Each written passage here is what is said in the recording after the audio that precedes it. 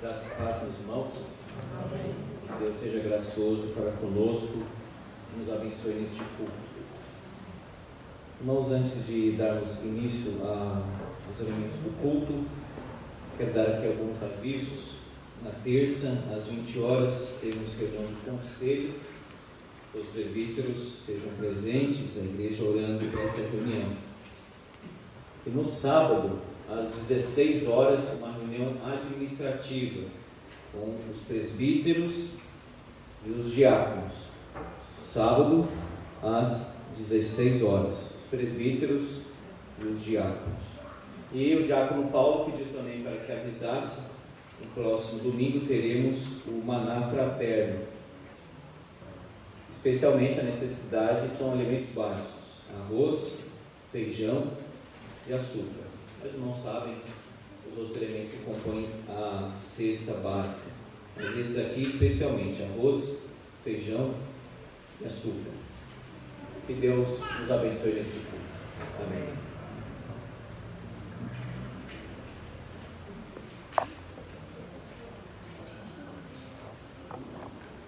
Meus irmãos, graça e paz em Cristo Jesus. Amém. Deus, na sua infinita bondade e misericórdia, tem movido os nossos corações para nós obedecermos ao Senhor, estarmos participando dos trabalhos da igreja, do culto, especialmente quando lemos na palavra de Deus que nós não devemos deixar de congregar, assim como alguns têm esse costume. Devemos então fazer admoestações segundo o ensino bíblico, tanto mais quanto vemos que o dia se aproxima, o dia da volta gloriosa do nosso Senhor Salvador Jesus Cristo, que irá nos levar para a morada celestial e trazer juízo sobre este mundo que não quer saber dele. Mas nós amamos a Cristo, é por isso que nós estamos aqui. Nós estamos revelando o nosso amor pelo Senhor, cultuando a Deus, participando dos trabalhos da igreja. Convido a todos que, por favor, abram as suas Bíblias no livro do profeta Isaías, capítulo 53, dos versos 4 a 12.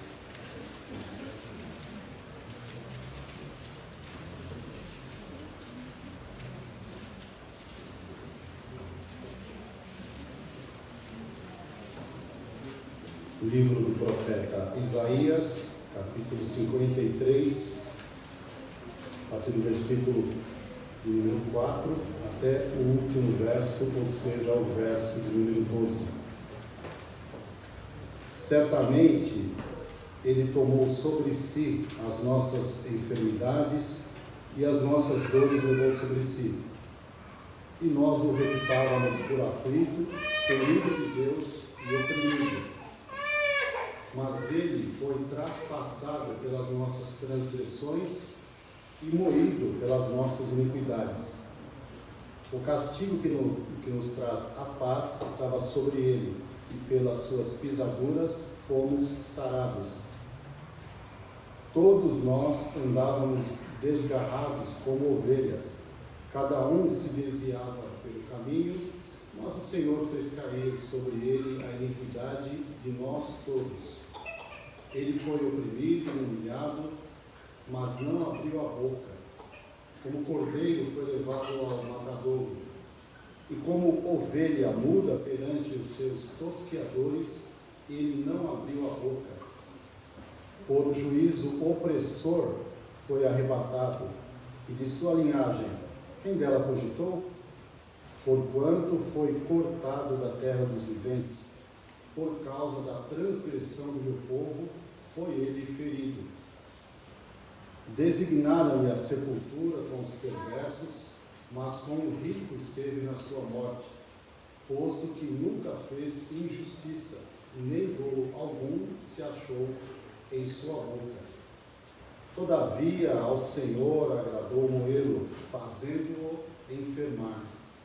Quando der ele a sua alma como oferta pelo pecado, verá a sua posteridade e prolongará os seus dias, e a vontade do Senhor prosperará nas suas mãos. Ele verá o fruto do penoso trabalho de sua alma e ficará satisfeito. O meu servo, o justo, com o seu conhecimento, justificará a muitos, porque as iniquidades deles levará sobre si. Por isso, eu lhe darei muitos como a sua parte, e com os poderosos repartirá ele o despojo, porquanto derramou a sua alma na morte. Foi contado com os transgressores, contudo, levou sobre si o pecado de muitos, e pelos transgressores intercedeu. Ele verá o fruto do penoso trabalho de sua alma e ficará satisfeito. A igreja é o fruto do penoso trabalho do Senhor Jesus Cristo. Você é um fruto, eu sou um fruto, nós somos fruto desse penoso trabalho. Ele, Jesus, o justo pelo injusto, para nos conduzir a Deus, mortos sim na carne, mas vivificado no Espírito, conforme diz o apóstolo Pedro. Vamos então, meus irmãos, orar ao nosso Deus, confessando as nossas faltas, os nossos pecados, invocando a santa presença de Deus. Eu convido o presbítero Rodney Costa para que faça esta oração. Oremos.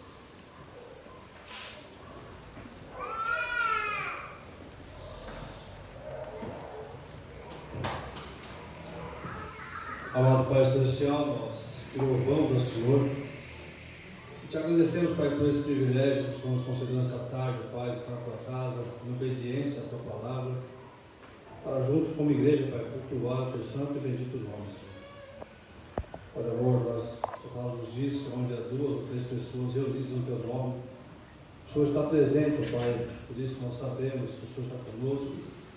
Seja, Pai, nos sondando nossos corações, tirando tudo aquilo que vier a ferir a tua santidade, Senhor, para que possamos praticar aquilo que vamos ouvir na tua palavra e tudo que for feito seja para a honra e para o teu santo nome.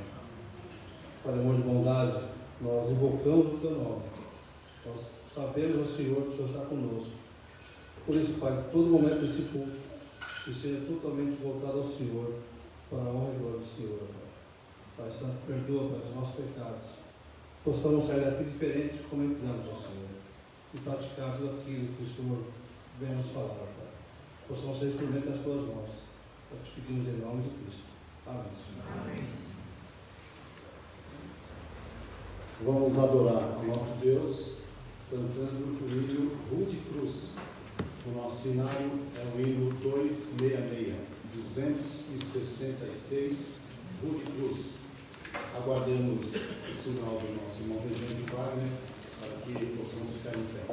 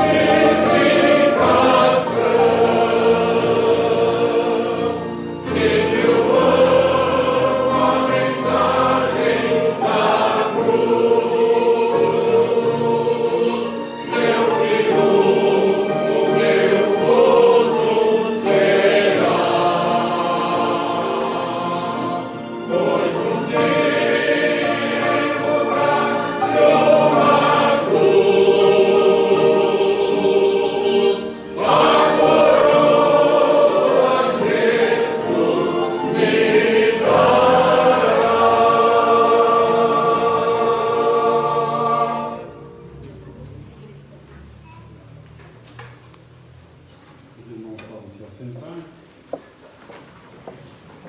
Vamos novamente ler uma passagem bíblica, agora na epístola que Paulo escreveu aos Gálatas, capítulo número 3, versos 6 a 14.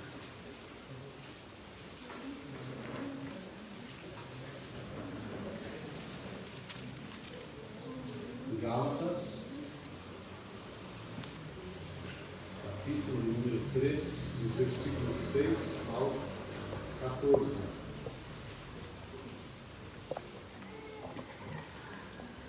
É o caso de Abraão, que creu em Deus, e isso lhe foi imputado para a justiça. Sabei, pois, que os da fé é que são filhos de Abraão. Ora, tendo a Escritura previsto que Deus justificaria pela fé os gentios, preanunciou o Evangelho a Abraão. Em ti serão abençoados todos os povos. De modo que os da fé são abençoados com o crente Abraão.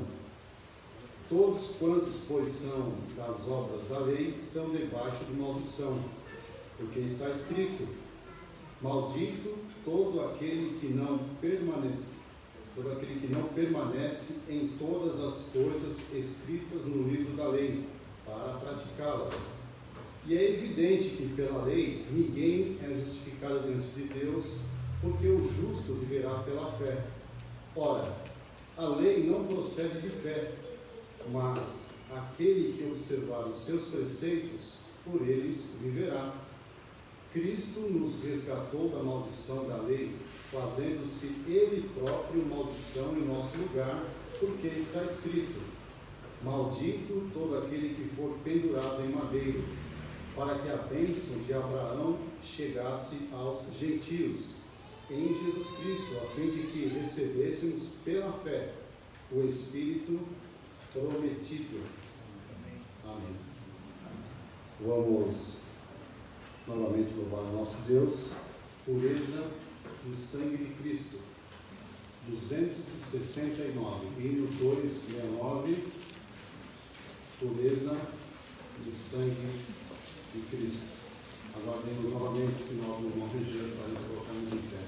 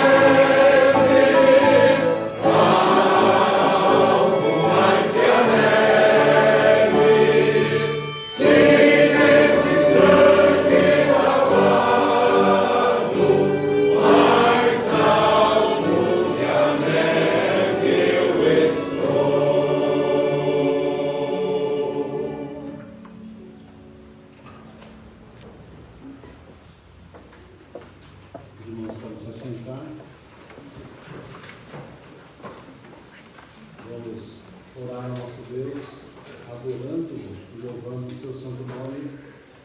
Vamos orar para a irmã Diná.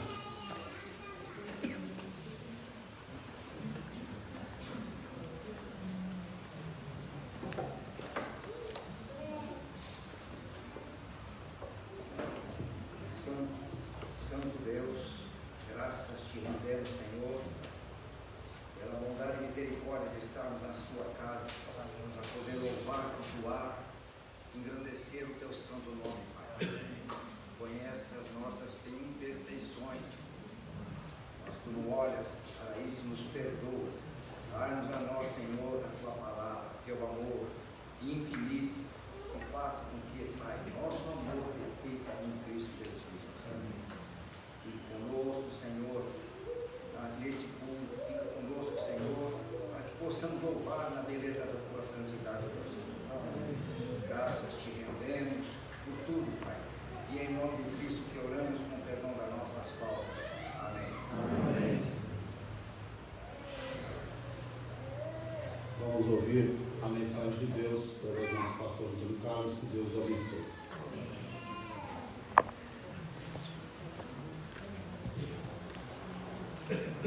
Vamos estar conosco pela primeira vez, a Eliana Aparecida, amiga da Rose. Faça um sinal, por favor. Deus abençoe a sua vida e nós ficamos felizes com a sua presença.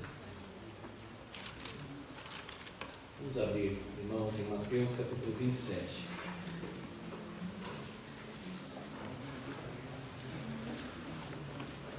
Mateus capítulo 27.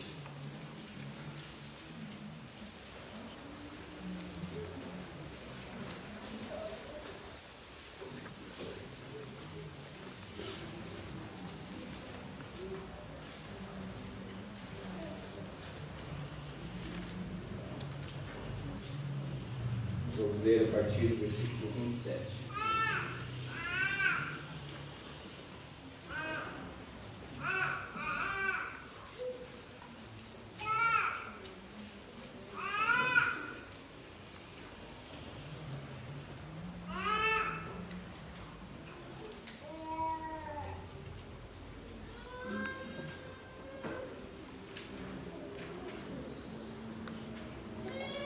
Mateus 27, antes da leitura, vamos orar. Pai Santo, Deus da glória, Deus de poder, graça, Deus majestoso, obrigado, Senhor, porque estamos aqui reunidos em adoração, um só corpo em Cristo Jesus. Nós louvamos, nós exaltamos o teu santo nome. Rogamos a tua bênção sobre nós. Rogamos a tua bênção sobre cada coração aqui, cada família representada. Agradecemos pela vida da Eliana, que nos visita pela primeira vez. Que o Senhor abençoe grandemente. Que a tua palavra, ó Deus, vá ao encontro do coração dela.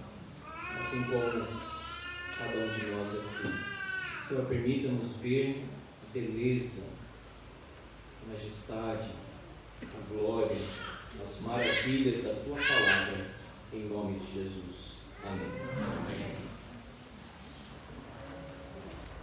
Mateus 27 até o 44.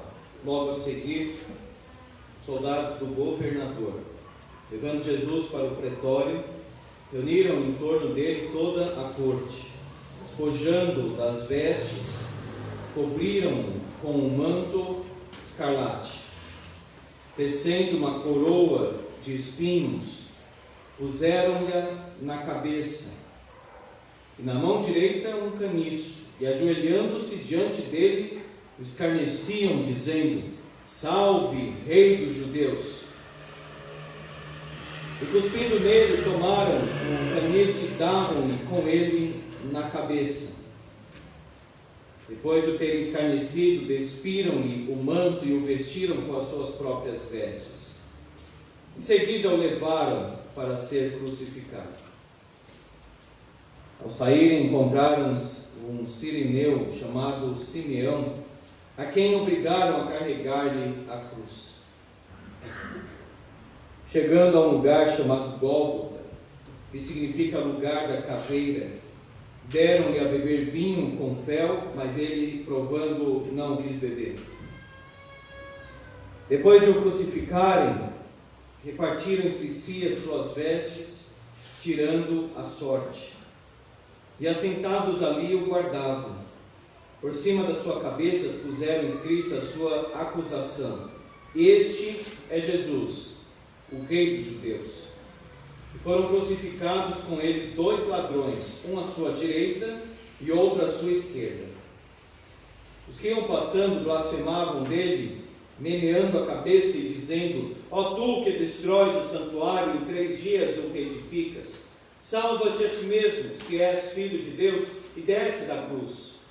De igual modo, os principais sacerdotes, com os escribas e anciãos, escarnecendo, diziam: Salvou os outros, a si mesmo não pode salvar-se. É rei de Israel, desça da cruz e creremos nele. Confiou em Deus, pois venha livrá-lo agora, se de fato lhe quer bem, porque disse: Sou filho de Deus. E os mesmos impropérios lhe diziam também os ladrões que haviam sido crucificados com ele. Meus irmãos, nós temos aqui nesse texto o sofrimento do nosso Senhor Jesus. Quando nós falamos Deus nos ama, nós devemos olhar especialmente para este momento, a cruz. A teologia da Reforma envolvia especialmente a teologia da cruz. A doutrina cristã converge exatamente neste ponto: a morte, ressurreição e ascensão do Senhor Jesus Cristo. Ele sofreu. Não é um amor retórico, não é um amor simplesmente de palavras, é um amor prático. Tanto que João diz: Deus amou o mundo, deu o seu Filho. A oferta do Pai é o sacrifício do Filho. Amor, então, na Bíblia, é essa entrega, é essa doação, especialmente no que se refere ao sofrimento.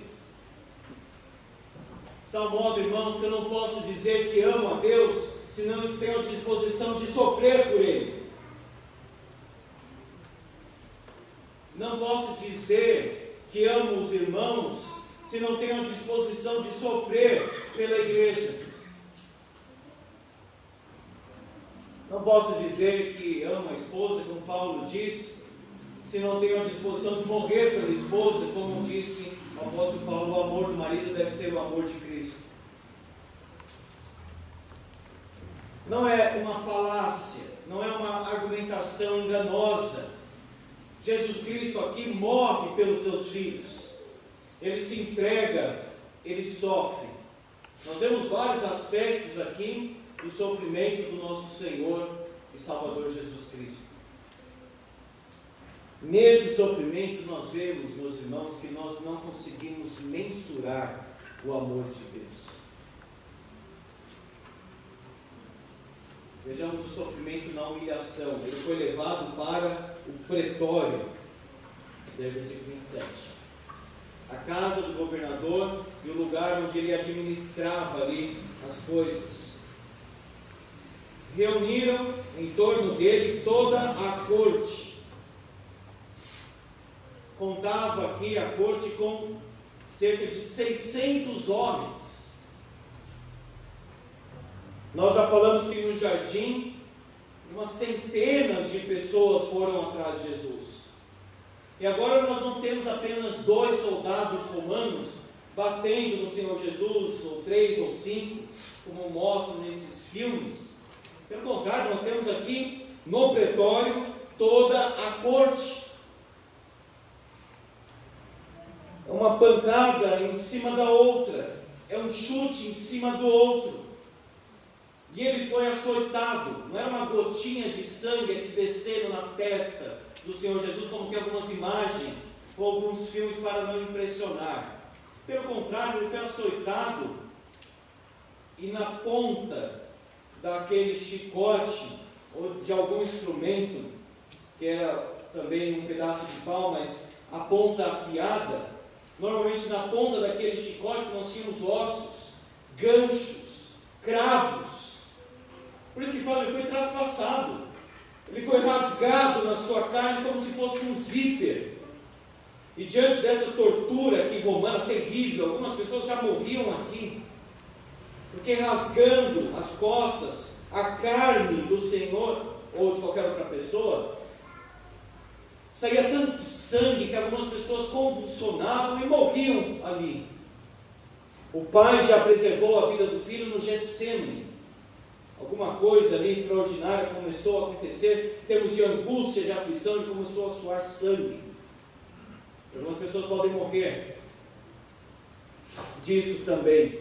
E aqui o pai também o preservou, porque foi muito intenso o sofrimento de Jesus. Os irmãos devem se lembrar, veja aí no capítulo 27, versículo 1, ao romper o dia, Jesus celebrou a Páscoa, celebrou a ceia, aquele ensino longo de João 14 a 16, tudo na quinta-feira à noite. João capítulo 17, ele ora pelos seus discípulos. Depois, em João 18, que ele vai para o jardim do Getsêmani, sai do cenáculo, passa o vale de Cedron e vai lá em cima, em Jerusalém, no jardim do Getsêmani. Vão ao encontro dele. Depois ele é levado para Anás, Caifás, e há um julgamento, quer dizer, ele não dormiu esta noite. Sem falar na semana desgastante que ele teve com as controvérsias, com os fariseus, os escribas, os saduceus. E agora nessa noite que ele não dorme, ao romper o dia, porque o pecador tem pressa para pecar. Eles estão aqui apressados, afobados, porque Jerusalém está lotada por causa da Páscoa. E eles têm pressa para matar logo o Senhor Jesus. Ao romper o dia, então cerca de 5 horas da manhã, eles aparecem lá para Pôncio Pilatos, uma hipocrisia terrível, escandalosa. Eles não entram no pátio de Pôncio Pilatos, então Pilatos fica mais ou menos numa sacada, conversa com eles, com os judeus, depois vai, conversa com Jesus, atormentado na sua consciência, como nós vimos. A mulher diz, olha, eu sonhei com esse justo, não se envolva com ele. Mas ele pressionado ali, lava as mãos, isso não significa absolutamente nada, ele também é culpado. Ele não quis perder o cargo, vendeu a sua alma, vendeu a sua ética, digamos assim. Jesus então está passando por tudo isso. E quando nós não dormimos bem, ou quando não dormimos a noite inteira, no dia seguinte nos sentimos fracos, até algumas pessoas sentem uma certa tontura. Então imagina tudo isso acontecer com ele depois desta noite. E ele é açoitado. Se o pai não preservasse a vida dele, talvez ele teria morrido aqui, mas ele tem que morrer na cruz. Agora vejam que Jesus se coloca diante desses soldados, em torno dele, como se fosse ali um cordeiro cercado por lobos. Se ele quisesse, destruía todos esses soldados. Mas ele se coloca ali no meio e começa a apanhar e sofrer, e ele continua até a cruz. Vejam a humilhação. Primeiro levado diante deste pretório. Depois tiram as suas vestes e colocam nele um manto escarlate, bem vermelho, que era o manto romano. Zombaria. Você é rei? Então toma um manto aqui, colocaram nele. Encravaram uma coroa, meus irmãos, de espinhos. Ela não foi colocada assim com sensibilidade. O soldado romano era bruto mesmo, com os seus inimigos. Encravaram aquela coroa de espinhos e depois com um caniço deram-lhe na cabeça. De forma que ele sangrava e sangrava. Maria, a mãe do nosso Salvador, certamente vendo seu filho pendurado ensanguentado, banhado de sangue, sofreu muito, por isso que Samuel disse para ela: uma espada atravessará a sua alma. Já imaginou o que é ver o seu filho numa situação dessa? Pois Maria viu seu filho pendurado ali, morrendo, numa situação terrível. Não conseguia mais nem falar, tanto que as pessoas não entendiam bem o que ele estava falando por causa da falta de ar que ele estava sentindo. E sangrando muito. E deram o manto, depois o caniço para ele, se ajoelharam e falaram: salve, rei dos judeus. Escarneciam. Zombadores de Deus, escarnecendo aqui do Filho de Deus. E hoje tantas pessoas ainda estão humilhando, escarnecendo o Evangelho, a palavra. Comediantes, filmes, piadas. Como que o cristão pode assistir essas coisas? Zombando de Deus. Acha que não vai acontecer nada? Espera, acontecerá sim. A história aqui de humilhação é invertida. Eles se ajoelham, eles colocam as vestes do Senhor Jesus, eles começam a cuspir no Senhor Jesus. Mas o livro de Apocalipse e as cartas de Paulo mostram a reversão dessa história. Ele é levado diante do pretório, um tribunal romano, político, um tribunal religioso, que era o Sinédrio, na pessoa do sumo sacerdote. Mas haverá o tribunal de Cristo, e esses aqui vão enfrentar o tribunal. Eles colocaram em Jesus um manto escarlate, um manto de goma. Mas Apocalipse 19 diz que Jesus tem um manto escrito, e na sua coxa também está escrito: Rei dos Reis e Senhor dos Senhores. E esses que não se converteram, alguns se converteram, mas os que não se converteram verão agora Jesus de fato com um manto e na sua coxa, e o seu manto respingado de sangue, porque ele venceu os seus inimigos. Rei dos Reis, Senhor dos Senhores. Eles colocaram uma coroa de espinhos no nosso Senhor e Mestre. Mas Jesus depois recebeu toda a autoridade sobre céu e terra. O Pai o coroou, como aquela coroação do Salmo 2, onde o Pai diz para o rei: tu és o meu filho, eu hoje te gerei. Na ressurreição, Jesus então recebe a grande coroa. Ele recebeu um caniço aqui dos romanos, mas o livro de Apocalipse, capítulo 2, capítulo 12, capítulo 19, diz que ele tem um cetro de ferro.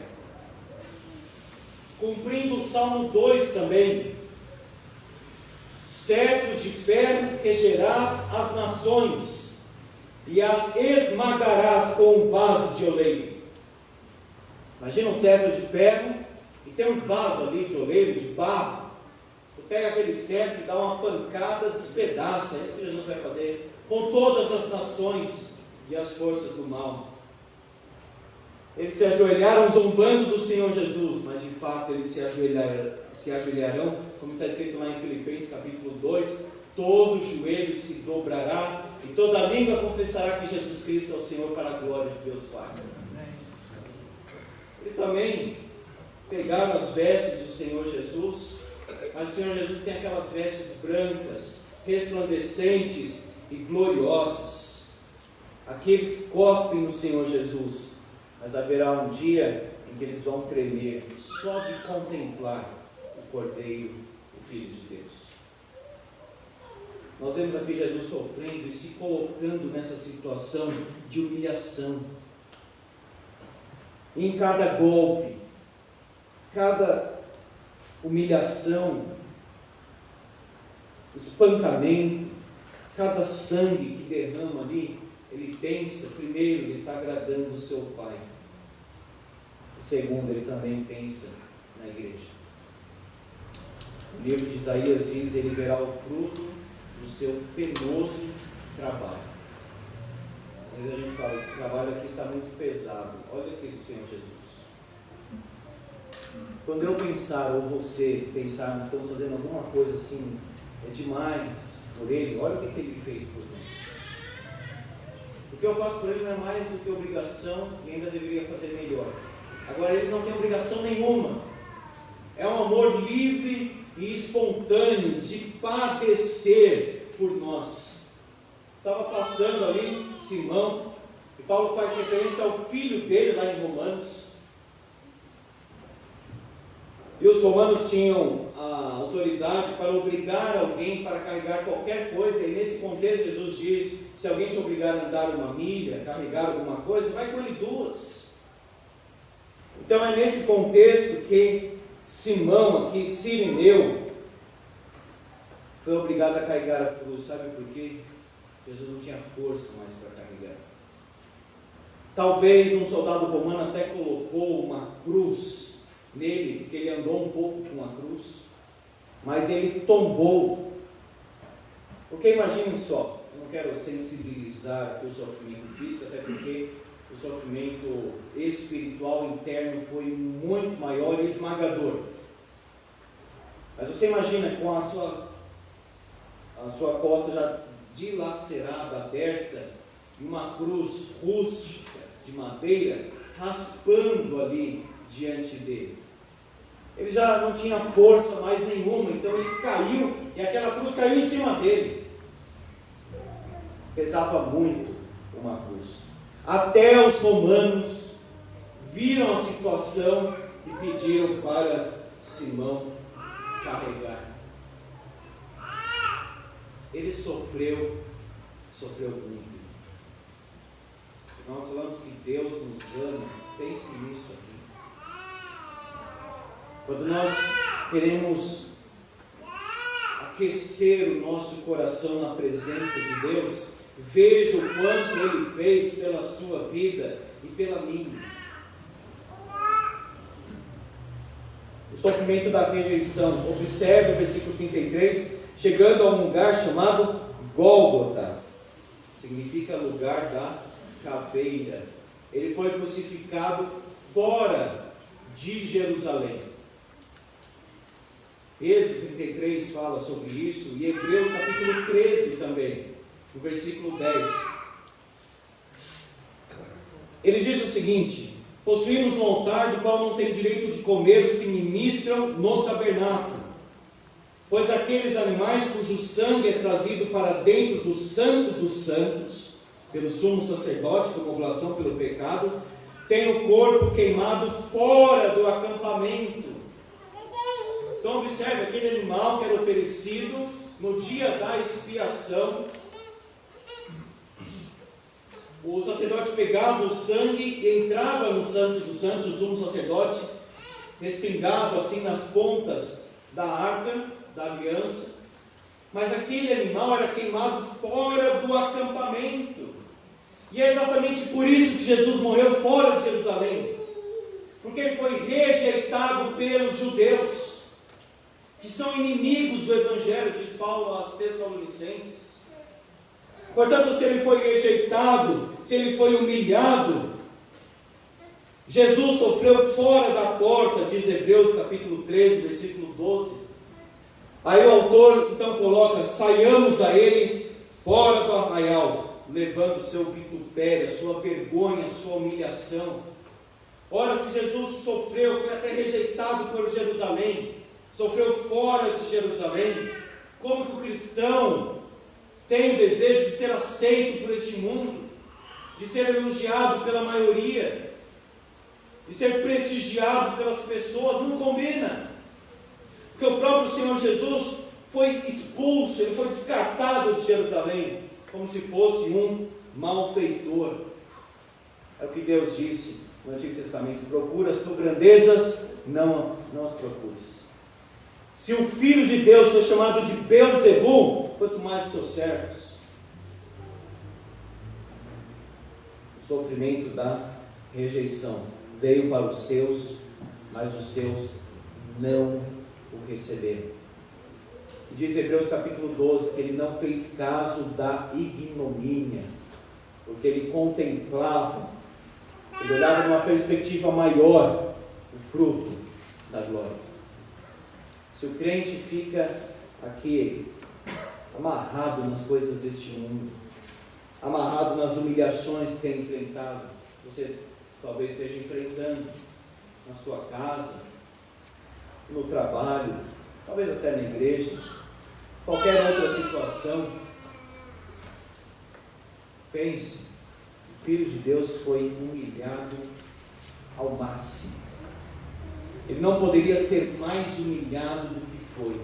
Ele não poderia sofrer mais do que sofreu, por amor do Pai e das suas ovelhas. Esse é o sofrimento da rejeição. Ele foi rejeitado. Hoje as pessoas estão crescendo com uma síndrome de aceitação. Eu quero ser aceito por todos.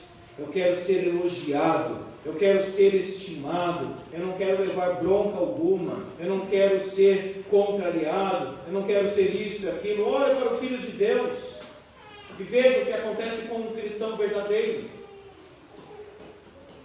Rejeitado pelo mundo, rejeitado por Satanás, mas aceito por Deus. Este é o meu Filho amado, em quem me comprazo. Agora diz Isaías 53, ao Senhor agradou moê-lo, fazendo-o enfermar. O Senhor agradou moê-lo não quer dizer que Deus sentiu prazer em fazer isso. Agradou no sentido de ele quis fazer. Mas certamente, imagine o tamanho da dor do Pai, que é pessoa, tem autoconsciência, veio o seu filho esmagado aqui neste mundo. Isso sim é amor. Entrega, sofrimento e renúncia. 33 anos, um jovem. Isso que diz Isaías, que a sua vida foi cortada da terra. Ele foi rejeitado, homem de dores que sabe o que é padecer. Esse é o nosso próximo ponto, o sofrimento do padecimento. Vejam, deram-lhe a beber vinho com fel, mas ele, provando, não o quis beber. Não sei se você já se deteve nesse versículo aí. A sede era terrível. A pessoa começava a perder ali o fôlego, não conseguia falar mais até que morresse finalmente. Mas aqui vinho com fel. Não era para aliviar a sede. Este aqui era para aliviar a dor. Para aliviar a sede, depois ele disse, tenho sede. E aí ele tomou. Apenas para dizer, está consumado, e que todos ouvissem, que foi um brado. Pai, nas tuas mãos entregue o Espírito também. Mas vejam que um anestésico, digamos assim, algo que aliviasse a dor, ele experimentou, mas não quis beber. Amados irmãos, ele quis sofrer até a última gota do cálice da ira do Pai por nós. Nós temos uma dor de cabeça, nem se compara com o que ele está passando aqui. Ele fica desesperado por um remédio, não? Sai de madrugada para comprar, às vezes está muito forte a dor. Às vezes, qualquer coisa também não faz a obra de Deus, ou não vem adorar o Senhor. E veja que o Filho de Deus sofrendo ali. Antes de ser crucificado, o soldado romano já deu para que ele suportasse aquilo, para aliviar, pois ele não quis. Ele sofreu, ele padeceu tudo, de uma forma completa, exaustiva. Por isso que é um sofrimento do padecimento.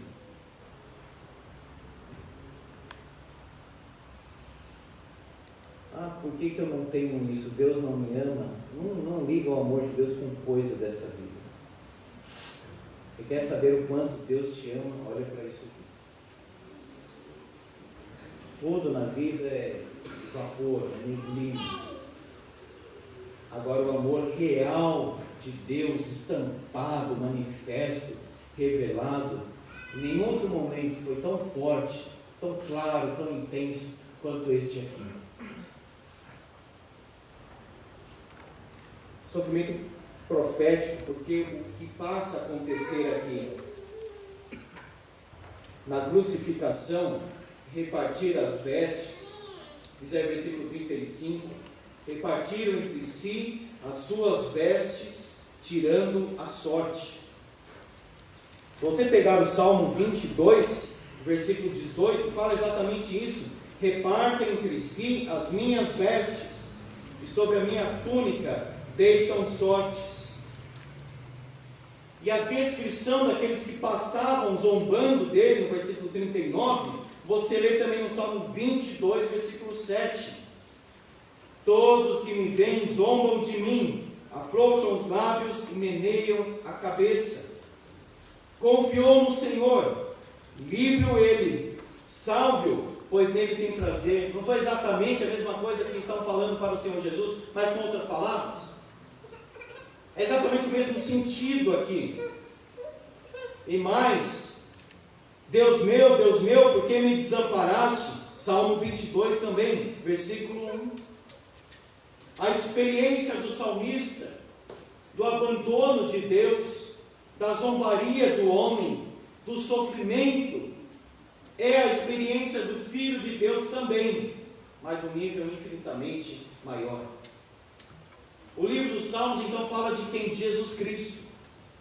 Quando Davi fala, Senhor, eu estou sofrendo, Jesus Cristo está falando ali em Davi. O sofrimento então do Senhor Jesus é um sofrimento profético. O que ele está passando aqui se refere a toda a escritura do Antigo Testamento. Nenhum dos seus ossos será quebrado. Isso cumpre exatamente o Antigo Testamento. Isso quer dizer o seguinte, meus irmãos, ele conhece a nossa dor. Ele sofreu em nosso lugar. Ele sabe o que nós passamos em termos de humilhação, de desprezo, sentimento de abandono, mas num grau infinitamente maior.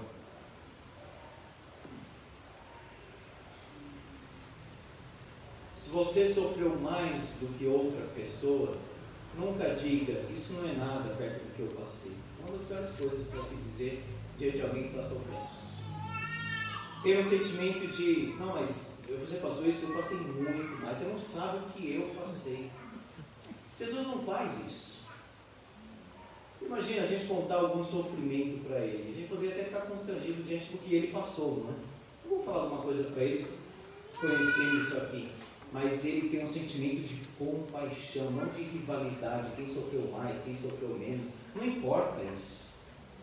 O que importa é o outro estar sofrendo. Por isso que Hebreus diz que ele sabe o que nós passamos, em termos de tentação e de sofrimento. Agora, alguém padecendo na cruz, sofrendo a ira total do Pai sobre ele, o que ele faz? Ele cuida da sua mãe. Ele diz para João, eis aí tua mãe. E ele diz para Maria, eis aí o teu filho. Mesmo sofrendo terrivelmente, ele está cuidando das pessoas. Não somente cuidando, ele está pedindo para que Deus perdoe. Amados irmãos, depois de apanhar desse jeito, nós teríamos condições de pedir, Pai, perdoa, não sabe o que está fazendo. Estevão, lembrando aquelas pedradas das pedras pontudas de Israel, viu a glória do Filho de Deus e disse, Senhor, não lhes imputes este pecado. Ele cuida da sua mãe, ele pede o perdão dos seus algozes ali, e ele evangeliza. Observe aí, os mesmos impropérios, a zombaria, lhe diziam também os ladrões que haviam sido crucificados com ele. Como conciliar isso? Porque um foi salvo.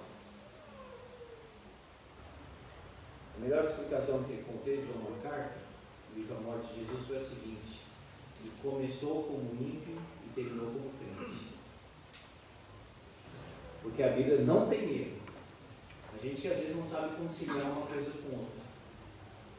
Mas essa explicação é perfeita, é razoável. Porque diz aqui que eles estavam zombando.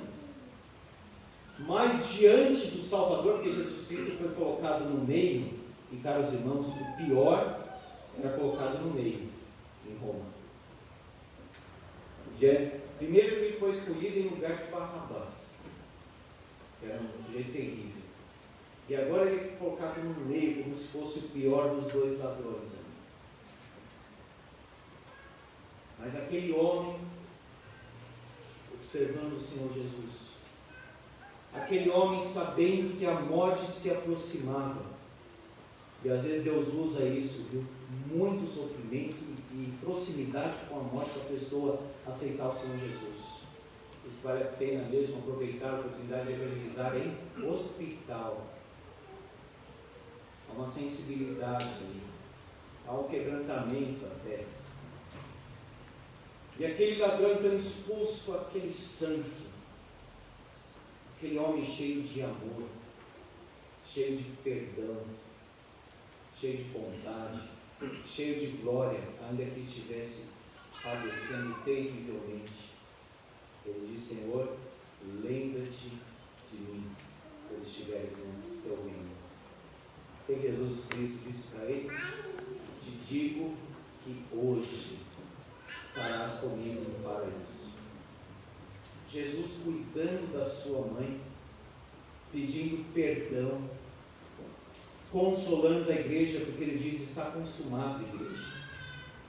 Evangelizando um crucificado, mesmo quando ele mesmo estava padecendo. Meus irmãos, Deus nos ama mais do que nós conseguimos imaginar. Não tem comparação com nada, com coisa alguma. O sofrimento de Cristo é a nossa salvação.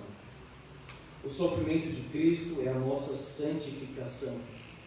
A mensagem da cruz é a nossa segurança. Ele sofreu pelos meus pecados completamente. Não tem sacrifício mais. Eu quero pagar o meu pecado. Não consegue. Confia que Jesus pagou. Eu quero conquistar o amor de Deus. Não seja conquistado pelo amor de Deus. A cruz é a nossa mensagem. Esta é a mensagem da igreja. A cruz é a nossa glória. Por isso que Paulo diz: longe de mim esteja gloriar-me, senão na cruz de Cristo, pela qual o mundo está crucificado para mim e eu para o mundo. Louvado seja o Senhor Jesus pelo seu imenso amor. Amém. Vamos orar.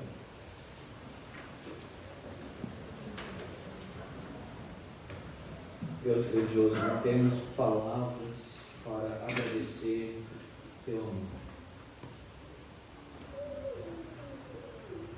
Cristo crucificado,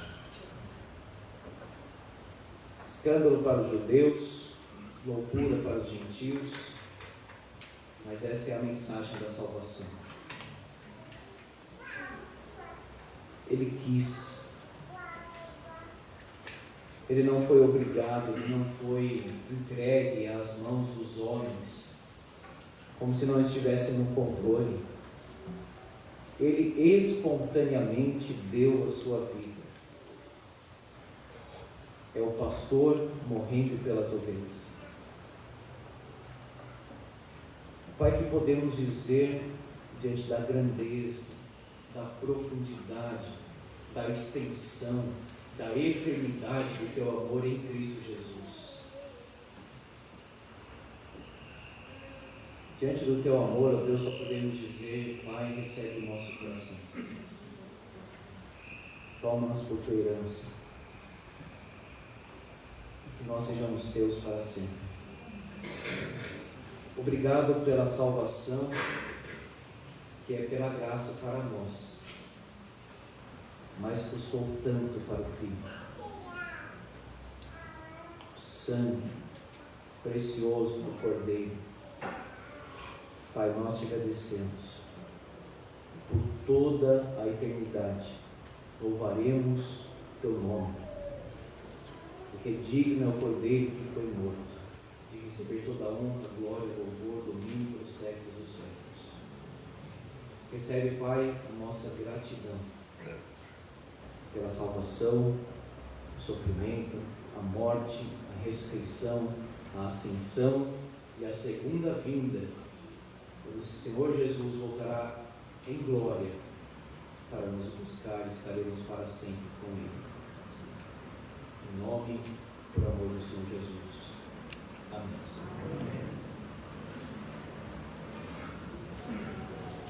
Em resposta à mensagem, meus irmãos, vamos cantar o hino Redenção 268.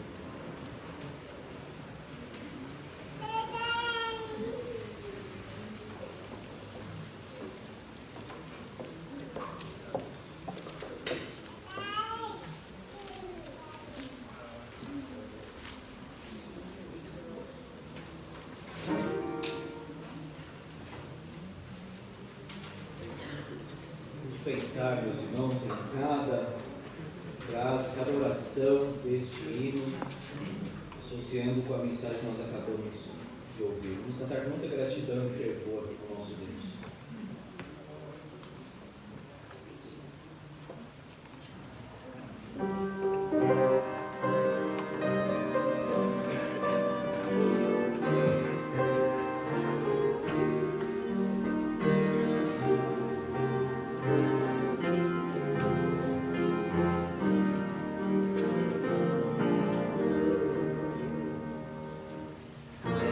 Adorado,